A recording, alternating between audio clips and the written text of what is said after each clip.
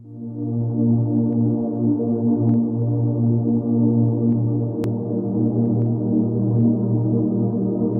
میں ایک امام ہوتا ہے، امام جیسا کرتا ہے ویسا، تو ہماری پوری زندگی کے امام اللہ کے رسول صلی اللہ علیہ وسلم۔ دوسری جگہ اللہ فرماتے ہیں قُلْ إِن كُنتُمْ تُحِبُّونَ اللَّهَ فَاتَّبِعُونِي يُحْبِبْكُمُ اللَّهُ، کہ اگر آپ لوگ اللہ کہہ دیجئے إِن كُنتُمْ تُحِبُّونَ اللَّهَ، اللہ سے محبت چاہتے ہو۔ اور کون مومن ہے اللہ تعالیٰ سے محبت نہ کرے؟ ہر مومن چاہتا ہے کہ میری اللہ سے محبت ہو اور اللہ اس سے محبت کرے۔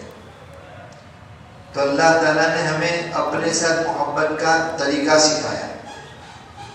دنیا میں محبت کرنے کے لیے مجازی چیزوں سے بہت پاپڑ بیلنے پڑتے ہیں، انہیں جانے کیا کیا داؤ پیش کرنے پڑتے ہیں، لیکن اللہ کتنا رحیم ہے، ہمارے ساتھ مہربان ہے کہ اس نے اپنے ساتھ محبت کا طریقہ سکھا دیا۔ کیا طریقہ سکھایا؟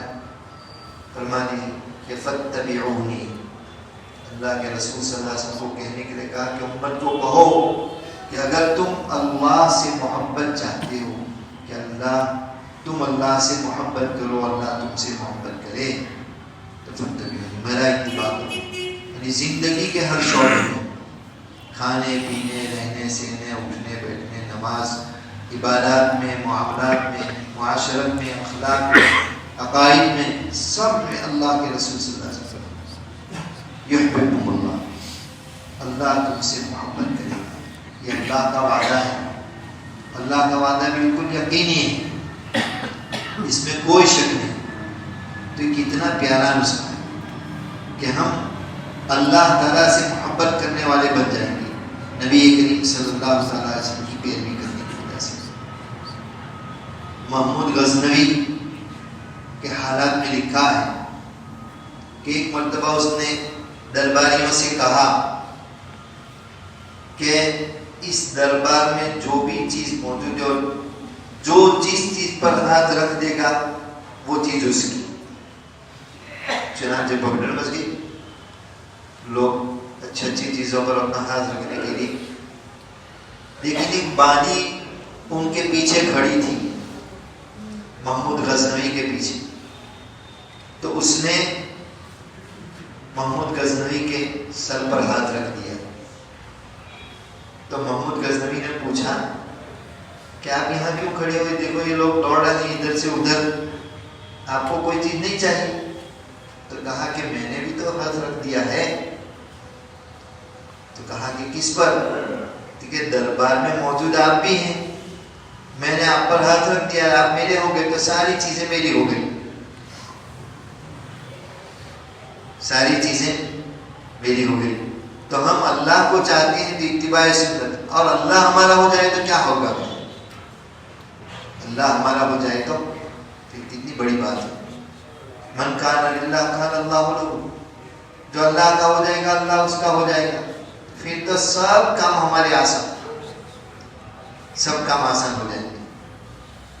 حدیث میں آتا ہے کہ برابر آدمی اللہ تعالیٰ کا نوافل اور فرائض اور واجبات کے ذریعے سے قرب حاصل کرتا رہتا ہے، یہاں تک کہ اللہ تعالیٰ اس کو اپنا محبوب بنا دیتا ہے، محبوب بنا دیتا ہے۔ پھر جب اللہ کا محبوب بن جاتا ہے تو اللہ تعالیٰ فرشتوں سے کہتا ہے، حضرت جبرائیل علیہ السلام سے، کہ میں فلاں بندے سے محبت کرتا ہوں، آپ اس سے محبت کریں۔ پھر جبرائیل علیہ السلام یہ ندا آسمان والوں کو دیتے ہیں کہ اللہ تعالیٰ فلاں بندے سے محبت کرتے ہیں، تم اس سے محبت کرو۔ پھر یہ محبت دنیا میں اترتی ہے، حدیث میں آتا ہے حتی یوضع لہ القبول فی الارض، یہاں تک کہ محبت دنیا میں لوگوں کے دلوں میں ڈالی جاتی ہے۔ تو ہم بہت سارے اہل اللہ سے محبت کرتے ہیں، تو کیسے آئی یہ محبت؟ کیا انہوں نے ہمارے ساتھ احسان کیا؟ انہوں نے ہمارے گھروں میں کوئی چاول واول دے دی، کوئی اور احسان کیا؟ نہیں، یہ محبت کس نے ڈالی؟ اللہ نے ڈالے. جب وہ آتے ہیں ہم ان کے پیچھے کب ہماری زیارت ہو جائے گی, تھوڑا سا موقع مل جائے, دعا کر دے ہمارے لیے, ایک نظر عنایت ہماری طرف کر دے, کہ کیسے آئے؟ اللہ تعالیٰ نے وہ محبت رکھی. جیسے فاسق فاجر کی ہمارے دل میں بغض رکھا جاتا ہے, تو ہم کیسے بغض کرتے, کیوں نفرت کرتے؟ یہ اللہ نے ڈالے ہمارے دلوں کے اندر بغض. تو بہرحال اتباع سنت کے سلسلے میں آپ صلی اللہ تعالی وسلم فرماتے ہیں کہ من حفظ بسنتی اکرمہ اللہ باربع خصال, کہ جو میری سنت کی حفاظت کرے گا, جو میری سنت پر عمل کرے گا, اللہ تعالیٰ اس کو 4 انعام سے نوازیں گے. المحبت فی قلوب البررہ, صالحین کے دلوں میں محبت, صالحین کے دلوں میں محبت. تو دیکھتے ہیں ایک بزرگ کہیں سفر پر چلے گئے, جب وہ وہاں پہنچے تو پورا مجمع ان کی استقبال کے لیے کھڑا ہے. جو لوگ دیندار ہوتے ہیں پہنچ جاتے ہیں وہاں, چلو بھائی ہم بھی استقبال میں کھڑے ہیں. پھر ہر ایک یہ چاہتا ہے کہ میری گاڑی میں بیٹھ جائے, لیکن میری دعوت کھانے نکلا ہوتا ہے. تو دوسری جگہ گئے تو وہاں بھی ایسا, تیسری جگہ گئے تو وہاں بھی ایسا. تو انہوں نے اپنے خادم سے کہا کہ اگر ہم پیسوں کی گٹھری لے کر آتے تو ہم 5 اسٹار میں چلے جاتے اور سب کچھ مل جاتا ہمیں, لیکن یہ جو محبت ہمیں مل رہی ہے اور ہمارے پیچھے لوگ اپنی محبت کو لٹا رہے ہیں, ہمارا اکرام کر رہے ہیں, یہ چیز ہمیں نہ ملتی. لیکن یہ کیسے ملی؟ اللہ کی محبت کی وجہ سے, اتباع سنت کے نتیجے میں اللہ کی محبت حاصل ہوئی اور اللہ اس سے محبت کرنے لگے اور وہ محبت لوگوں کے دلوں میں ڈالی گئی. ورنہ اتنا مجمع کہاں سے آ جاتا ہے؟ کسی انہوں نے بلایا تھا؟ نہیں. لیکن جو پتہ چلتا ہے کہ جو صالحین ہیں, دیندار ہیں, وہ ان کی استقبال میں, ان کی اس میں پہنچ جاتے ہیں. دوسرا ہے کہ والہیبۃ فی قلوب الفجر, رعب اور ہیبت ڈال دی جاتی ہے فاسق فجار کے دلوں میں. حضرت گنگوئی رحمۃ اللہ علیہ, ہمارے اکابرین میں اتباع سنت کا بہت اہتمام تھا. حضرت گنگوئی رحمۃ اللہ علیہ نے اور مولانا قاسم نانوتوی اور دیگر بہت بڑے بڑے علماء نے شاملی کے میدان میں انگریزوں کے ساتھ جہاد کیا تھا. حاجی امداد اللہ مہاجر مکی رحمۃ اللہ علیہ کی سرکردگی میں, وہ چیف کمانڈر تھے, حاجی امداد اللہ مہاجر مکی رحمۃ اللہ. خیر اس جنگ میں ان کو ہار ہو گئی ہمارے علماء کو. پھر ان کے خلاف وارنٹ جاری ہوئی تو حاجی امداد اللہ مہاجر مکی رحمۃ اللہ علیہ تو ہجرت کر کے مکہ مکرمہ تشریف لے گئے اور وہیں پھر رہے اور وہیں ان کی موت آئی. پھر کچھ دنوں بعد مظفر نگر کے کلیکٹر نے کہا کہ ہماری حکومت کے خلاف جن علماء نے جنگ کی تھی مجھے ان کو دیکھنا ہے, وہ کہاں ہے. تو چونکہ مظفر نگر کے علاقے میں آتا ہے گنگو بھی, تو بہرحال وہ اپنے لوگوں کے ساتھ آیا. حضرت کو پتہ چلا تو حضرت نے اپنا گھر بند کر دیا, کیواڑ بند کر کے اندر چلے گئے, باہر نہیں نکلے. یہ گھر کے سامنے تھوڑی دیر کھڑا رہا, لیکن اس کو گھر کھلوانے کی ہمت نہیں ہوئی,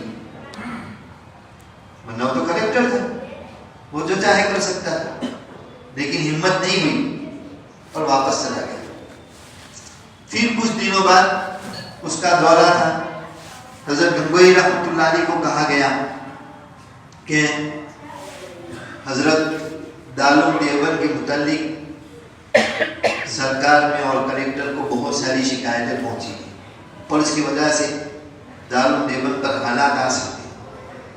آپ ذرا کلیکٹر ہمارے علاقے میں آنے والا ہے تو اس سے ملاقات کر لے اس کی قیام گاہ پر, تو اچھا ہوگا, تو ساری باتیں حل ہو جائیں گی. تو بہرحال حضرت گنگوئی رحمۃ اللہ علیہ پھر جانے کے لیے تیار ہو گئے اس کی قیام گاہ پر. تو اس زمانے میں جو ایسے بوڑھے ہوتے تھے ان کے لیے پالکی ہوتی تھی بڑے لوگوں کے لیے, اور پالکی اٹھانے والے بھی بڑے لوگ ہوتے تھے. حضرت مولانا فری احمد سہارنپوری رحمۃ اللہ علیہ, حضرت شیخ منیر رحمۃ اللہ علیہ, یہ حضرات پالکی میں بٹھا کر کے لے گئے حضرت کو.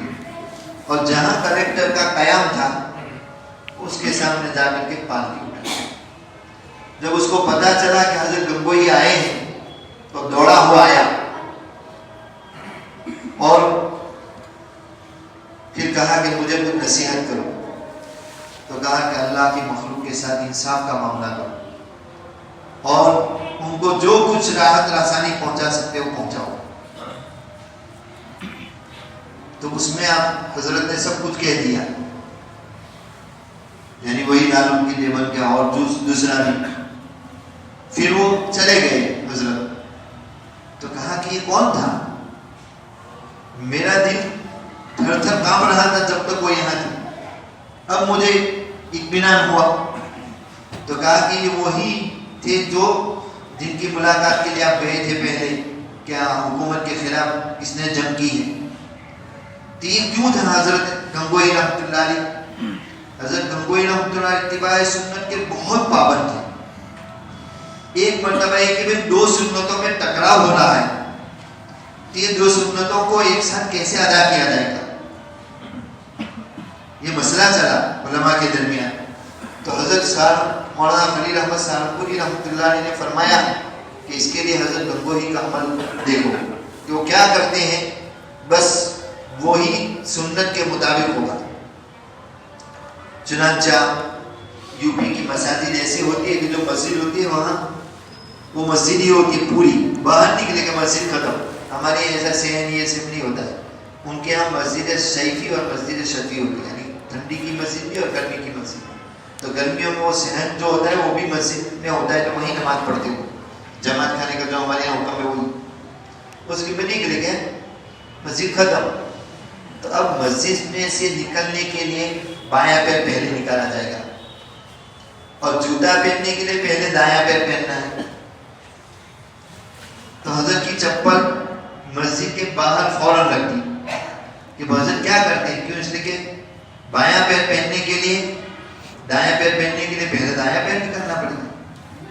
اب دایاں پیر نکالتے ہیں تو پھر دایاں پیر پہلے کیسے پہنیں گے جوتے, سنت کی مخالفت لازم آئے گی. تو حضرت نے بایاں پیر نکالا اور اپنے بایاں چپل کے اوپر رکھا, پہنا نہیں اس کو. پھر دایاں پیر نکالا اور دایاں پیر سیدھا جوتے میں داخل کر دیا اور پھر بایاں پیر پہنا. تو دونوں سنت ادا ہو گئی. میں ایک مرتبہ حج میں تھا تو مفتی عباس بسم اللہ ساتھ میں تھے. تو وہاں تو چپل پہن کر وضو کرتے ہیں, ہم مینا میں تھے تو چپل پہن کر وضو کرتے ہیں. تو میں نے ان کو دیکھا کہ وہ بھی اتباع سنت کا خوب اہتمام کرتے ہیں. کیونکہ پیر دھونے کی باری آئی تو ہم کیا کرتے ہیں, سیدھا دایاں پیر نکالا. اور یہ حالانکہ جوتے کے اتارنے میں سنت یہ ہے, پہننے میں سنت یہ ہے کہ دایاں پیر پہلے پہنے بایاں پیر بعد, اور اتارنے میں سنت یہ کہ بایاں پیر پہلے نکالے پھر دایاں پیر. تو کیا کرتے تھے, پہلے بایاں پیر کا جوتا اتار دیتے تھے چپل, اس کے بعد دایاں پیر کا اتارتے تھے اور دایاں پیر دھوتے تھے, پہن لیتے تھے اور پھر بایاں پیر. جو جن حضرات کو اللہ تعالیٰ نے توفیق دی ہو وہ چھوٹی چھوٹی باتوں میں بھی اہتمام کرتے ہیں. ہمارے اکابرین میں بہت اہتمام تھا, حتیٰ کہ بے ہوشی کی حالت میں بھی وہ غیر خلاف سنت کرنے کے لیے تیار نہیں تھے.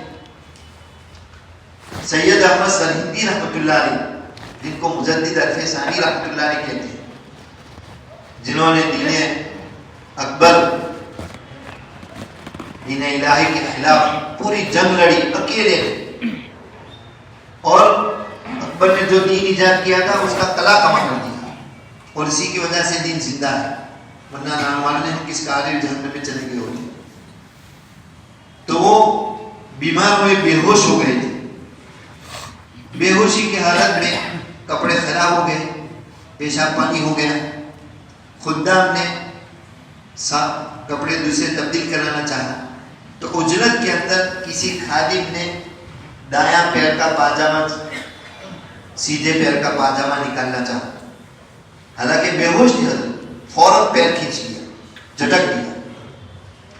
تو خدام کو معلوم ہی تھا کہ اتباع سنت میں ہم سے غلطی ہو گئی, پھر بایاں پیر نکالا. تو اسی طریقے سے حضرت مولانا الیاس صاحب رحمۃ اللہ علیہ مرض الموت میں تھے، اور یہ ہمارے اکابرین اختیاری غیر اختیاری سنت میں بھی آپ صلی اللہ علیہ وسلم کی اتباع کا اہتمام کرتے تھے، حالانکہ وہ تو غیر اختیاری ہے۔ تو مرض الموت میں تھے، اب مسجد جانا تو 2 آدمیوں کے سہارے کے بغیر نہیں جا سکتے تھے، تو 2 آدمیوں کے سہارے، جیسے آپ صلی اللہ تعالی وسلم مرض الموت میں 2 آدمیوں کے سہارے پیر گھسیٹتے ہوئے گئے، ویسے حضرت مولانا الیاس صاحب رحمۃ اللہ علیہ پیر گھسیٹتے ہوئے گئے اور کہا کہ آج یہ سنت بھی اللہ نے ادا کروائی۔ قاری صدیق صاحب رحمۃ اللہ علیہ کشمیر تشریف لے گئے تھے، مولانا رحمۃ اللہ کشمیری جو دارالدیوبند کے شورا کے ممبر ہیں، ان کے مدرسے میں پانی کا بور کرانا، وہ تشریف لے گئے تھے کہ چلو حضرت کے پاس دعا کرا لیں، لیکن پانی کا بور جہاں کرانا تھا وہ اونچائی پر تھا اور حضرت کے لیے چڑھنا ممکن نہیں تھا، تو گھوڑے پر سوار کیا، گھوڑے پر سوار کیا اور جا رہے تھے، گھوڑے سے گر گئے اور چوٹ آ گئی، تو کہا کہ الحمدللہ آپ صلی اللہ علیہ وسلم کی یہ سنت بھی ادا ہو گئی۔ پھر اس لیے کہ سن 5 ہجری میں آپ صلی اللہ علیہ وسلم ایک مرتبہ ایسا ہوا کہ مدینہ پر کوئی ایسی آواز آئی کہ جیسے دشمن حملہ کرتا ہے، تو آپ صلی اللہ علیہ وسلم کسی کے گھوڑے پر سوار ہو کر جلدی سے چکر لگانے چلے گئے، گھوڑا واپسی میں بھٹکا یا جاتے ہوئے بھٹکا، بہرحال کسی درخت سے ٹکرایا تو آپ کی اس میں موت آ گئی، اور اس زمانے میں آپ صلی اللہ علیہ وسلم 15 دن بالا خانے میں رہے، حضرت عائشہ رضی اللہ تعالیٰ کی۔ تو حضرت قاری صدیق صاحب رحمۃ اللہ علیہ نے کہا کہ الحمدللہ، اور ہم کہیں گے ایسا کریں گے، اور نہ جانے کیا کیا رونا روئیں گے، لیکن انہوں نے کیا کہا الحمدللہ یہ سنت بھی ادا ہو۔ حضرت مولانا الیاس صاحب رحمۃ اللہ علیہ مرض الموت میں تھے اور آپ بیٹھ نہیں سکتے تھے اور بول نہیں سکتے تھے، اور آپ نے چمڑے کے موزے پہنے ہوئے تھے، اس کو نکالنا تھا، تو خدام کو اشارے سے کہا کہ اس کو نکالو، تو خادم نے دایاں پیر کا موزہ نکالنا چاہا تو کھینچ لیا، پھر 2 بار حضرت نے اشارہ کیا تو وہی دایاں پیر وہ کھینچ رہا ہے، پھر کھینچ لیا۔ ایک عجیب بات ہے، موزہ نکالنے کے بھی کہہ رہے ہو، جب ہم نکالنے چاہتے ہیں پیر کھینچ لیتے ہیں۔ اتنے میں حضرت مولانا یوسف صاحب رحمۃ اللہ علیہ اور کہا کہ حضرت ایسی بات ہے، تو کہا کہ تم سنت کے خلاف کرتے ہو تو کیا کریں گے؟ حضرت اپنا پیر کھینچ لیں گے اور تو بول تو سکتے نہیں کہ بایاں پیر کا نکالو، دیکھو ابھی تو بایاں پیر کا نکالا تو نکال دیں گے۔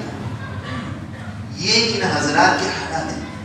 حضرت مولانا قاسم صاحب نانوتوی رحمۃ اللہ علیہ تو شاملی کے جنگ کے خلاف، ان کے خلاف بھی وارم جاری ہوا تھا، تو نبی کریم صلی اللہ علیہ وسلم کی ایک سنت یہ ہے کہ ہجرت کے موقع پر اب دار سوال میں 3 دن روپوش ہوئے تھے، 3 دن، تو وہ روپوش ہو گئے، وارنٹ کی پتہ چلا تھا، تو آپ صلی اللہ علیہ وسلم کے خلاف بھی وارنٹ تھا نا اس وقت کہ جو بھی اس کا آپ صلی اللہ علیہ وسلم کا ریاض باللہ سر قلم کر کے رہے گا اس کو 100 بھی انعام دیے جائیں گے، انعام بھی تھا، یہ وارنٹ آپ صلی اللہ علیہ وسلم کے خلاف۔ تو حضرت نانوتوی رحمۃ اللہ 3 دن کے بعد باہر آ گئے کہ میرے نبی کی سیرت میں یہی ثابت ہے کہ آپ 3 دن روپوش رہے، بس اب میں اس سے زیادہ روپوش نہیں رہوں گا، چاہے مجھے پکڑ لیں اور پھانسی کے پھندے پر چڑھا دیں گے تو اس کو چم کر کے قبول کر لوں گا، لیکن آپ صلی اللہ علیہ وسلم کی سنت کے خلاف نہیں ہو سکتا۔ یہ ہمارے نبی حضرت مفتی شفیع صاحب رحمۃ اللہ علیہ کا قصہ بیان کرتے حضرت مولانا تقی صاحب رحمۃ اللہ علیہ کے بیٹے کہ میرے والد صاحب حج میں گئے تو روضہ اقدس پر صلاۃ و سلام کے لیے پہنچے، تو وہاں جو حضرات گئے ہم کو معلوم ہے کہ روضہ اقدس کے سامنے 2 ستون ہیں، تو پہلے ستون کے پاس اس کے قریب ہے آپ صلی اللہ علیہ وسلم کا مواجہ، تو ہمارے اکابرین وہیں کھڑے ہو کر کے صلاۃ و سلام پڑھ لیتے ہیں اور پھر چل دیتے ہیں۔ اس زمانے میں یہ جو آڑ ہے جالی کے درمیان ایسی آڑ نہیں تھی، لوگ جالی سے لگتے ہوئے تبرک حاصل کرتے ہوئے نکلتے تھے، تو حضرت کے دل میں خیال آیا کہ میں تو دور کھڑا ہوں پڑھتا ہوں، یہ لوگ دیکھو محبت کے اندر کیسے وہاں سے گزر رہے ہیں، میں بھی ابھی ارادہ کر رہی تھی